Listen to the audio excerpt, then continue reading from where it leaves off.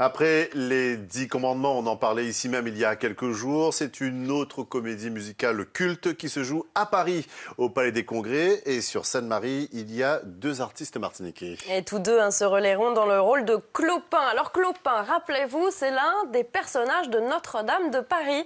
Le spectacle est de retour avec un nouveau casting et nous sommes glissés en coulisses. Reportage Nathalie Sarfati, Olivier Duflo et Daniel Kellier.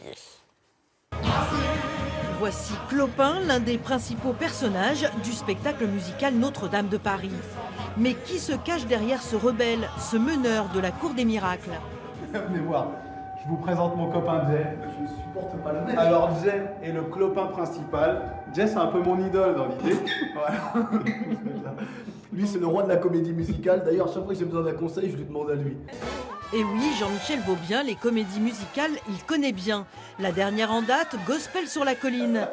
Ici, pas de scène tous les soirs comme à son habitude. Cette fois, il fait la doublure. Ça fait 16 ans que je fais ce métier maintenant et c'est la première fois que je suis doublure. J'ai toujours eu la chance d'avoir des rôles principaux, d'être, en tous les cas, peut-être pas principaux, mais toutefois secondaires, et d'être toujours sur scène, quoi qu'il arrive.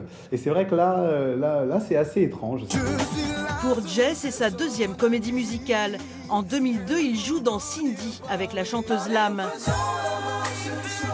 Mais c'est surtout comme chanteur des Poetic Lovers qu'il se fait connaître du grand public de 1997 à 2000. Il y aura aussi le trio Vigon, Bamy et Jay en 2013. Aujourd'hui, il reprend le rôle de Clopin dans le spectacle musical culte déjà vu par plus de 11 millions de spectateurs, un personnage plus moderne qu'on ne le pense.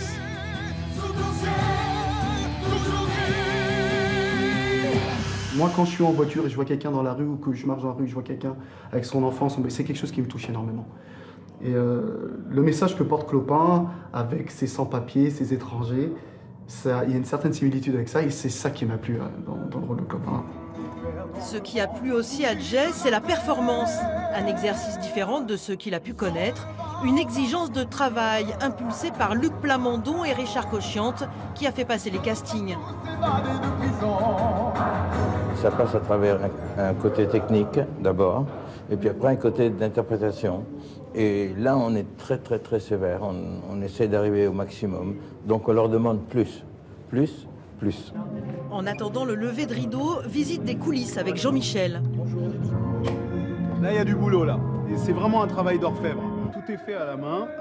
C'est vraiment, c'est énorme. Hop, Jay. Pour rentrer dans le personnage, perruque indispensable pour Jay. Et le trac dans tout ça. Beaucoup d'excitation de rencontrer le public et de faire découvrir cette fabuleuse histoire de Notre-Dame de Paris. Sur scène, Jay s'impose au même titre que la plupart des nouveaux interprètes. 18 ans après la première représentation, on retrouve les mêmes décors, mais aussi les mêmes chansons.